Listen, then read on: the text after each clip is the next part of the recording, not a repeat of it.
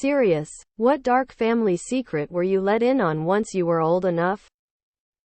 Attention. Serious. Tag notice. Asterisk. Jokes, puns, and off-topic comments are not permitted.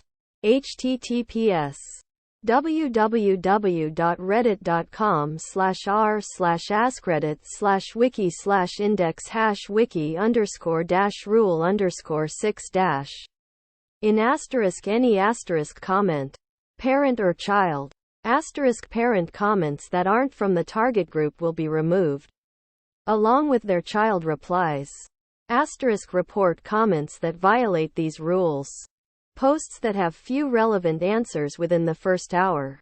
And posts that are not appropriate for the serious tag will be removed. Consider doing an AMA request instead. Thanks for your cooperation and enjoy the discussion. I am a bot, and this action was performed automatically. Please contact the moderators of this subreddit. Message compose to =r@AskReddit if you have any questions or concerns. My uncle didn't die in a car accident. He killed his mistress and then killed himself by crashing his car with her body in the trunk. My dad's first cousin is serial killer Kenneth McDuff. We saw the America's Most Wanted episode when it aired and were so surprised to hear about a McDuff, not knowing he was a relative. My great-aunt's husband killed his first wife, then killed her. They lived in Puerto Rico and he fled to NYC so my great-uncles wouldn't kill him. They found out where he was, came here, killed him, and went home. Edit. Typo. I always thought my two older brothers got addicted to drugs because of their own decisions and the people they hung out with. It turns out that my dad had been feeding them pills since they were about 10 to shut them up. Years I held resentment against them for not being good older brothers like they should have, only to find out that it was my father who I had praised all those years that was truly evil. Why the neighbors moved. Trigger warning for violent crime. I was pretty young when this happened, so the details won't be perfect. But the story is otherwise true. I grew up in a coastal town and we had some neighbors whom I really liked. My parents were friends with them. Their kids were roughly my age. Wonderful. We played together all the time. One day they very suddenly moved. I was a bit confused as there had been no clue that they were going. I remember some police cars and the moving vans weeks later. But that was it. My mother told me that the kids' grandmother had become very ill. The cops came to tell the family, and they left emergently to care for her and never came back. I was only about 5. Seemed legit. Many years later, as an adult, and long since moved away from that area, my parents and I were reminiscing over our old home. I mentioned that I wondered whatever happened to them. That's when my mom told me the truth. The parents had gone out that night on a date and left the kids with a 14-year-old babysitter. When they returned home, they found the sitter murdered. Someone had broken into the home and sawed then killed the sitter.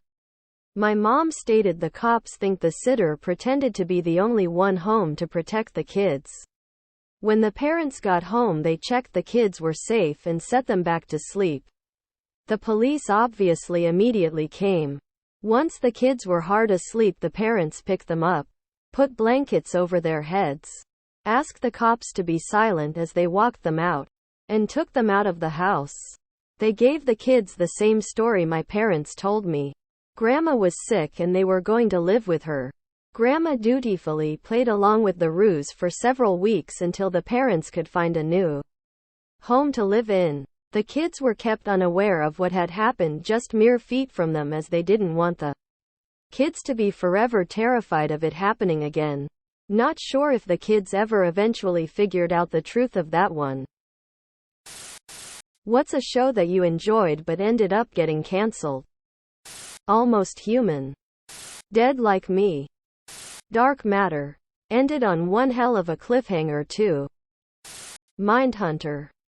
The Tick. All 3 times. Archive 81. Glow. I am not okay with this. Mindhunter. Edit. These shows are all so good that you should still watch them. Serious, what stopped you from killing yourself? Serious. Tag notice. Asterisk. Jokes, puns, and off-topic comments. https www.reddit.com/r/askreddit/wiki/index-wiki_rule_6- are not permitted in any comment. Parent or child. Parent comments that aren't from the target group will be removed, along with their child replies. Report comments that violate these rules. Due to the nature of this thread, we hope the following resources will be helpful.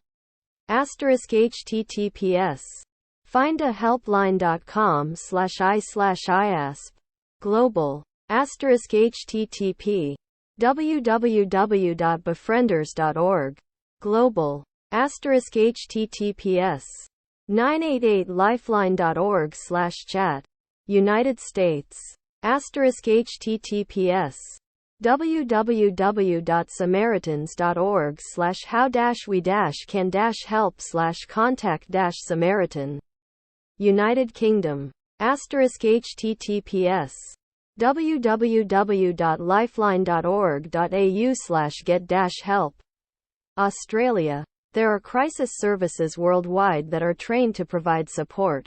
They are designed to give temporary relief from feelings that are overwhelming you and can help you get through a tough night per week. Chat services, as well as phone numbers, are available on these sites. Just as you would see a doctor when you are sick, you deserve to take care of your mental health. It would hurt the people I love. Plus, I'm a coward.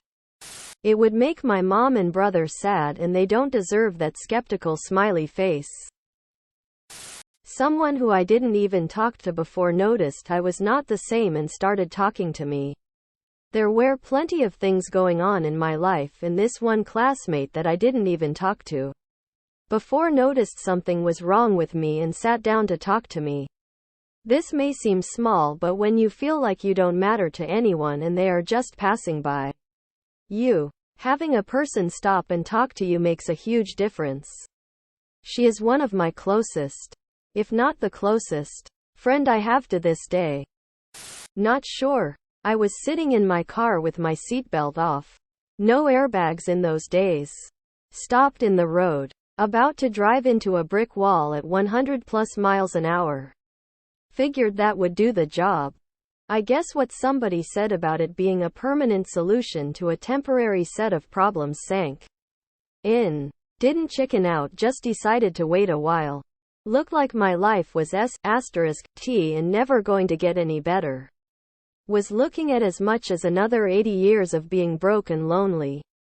10 years later, I had a good job with full benefits and a pension, an incredible wife, and an awesome brand new daughter. I would have missed so much. Fear of failing and living with a physical disability. What job used to be prestigious but isn't anymore? Blacksmith. They were the town engineer, manufacturer, craftsman, and problem solver all in one. Now they are mostly just hobbyists. Printer, lithographic, or various others. Used to be an amazing career and essential to society. Since the rise of the internet and decline of printed media, the industry has died. Not that long ago, the spread of information was made possible through printers. Not anymore. Flight attendant. Back in the 1970s. If you were dating a stewardess, all your friends were jealous. Newspaper columnist and local news anchor. They used to be celebrities when they were the primary mediums people got their news from. Spice trader. Edit. I was of course talking about reading actual spices. With the new movie, being a character in Dune is probably more prestigious than it has ever been. Nighttime radio DJ. What's the most unexpectedly profound piece of advice you've ever received? Don't accept criticism from someone you wouldn't go to for advice. It may not be your fault, but it's your responsibility. Changed a lot for me. And recovery is not a straight line, like we want it to be. It's up and downs. But the point is that when you're down, you're still higher than you were when you started. If you don't have the time to do it right, you better have the time to do it again. Your own expectations of others creates the disappointments. Warren Buffett had some awesome bits of wisdom yesterday on CNBC. One of them was, you can always tell someone to go to hell tomorrow. Basically, wait to cool down a bit before reacting to someone. So decades ago in my world travels, a random Australian woman in a seedy bar once told me that the trick to a successful marriage is that both partners have to secretly believe they got the better end of the deal. Of course, each should do what they can here and there to keep the other deep down believing it. I've gotten 20 years of a damn good marriage so far out of that unexpectedly profound advice.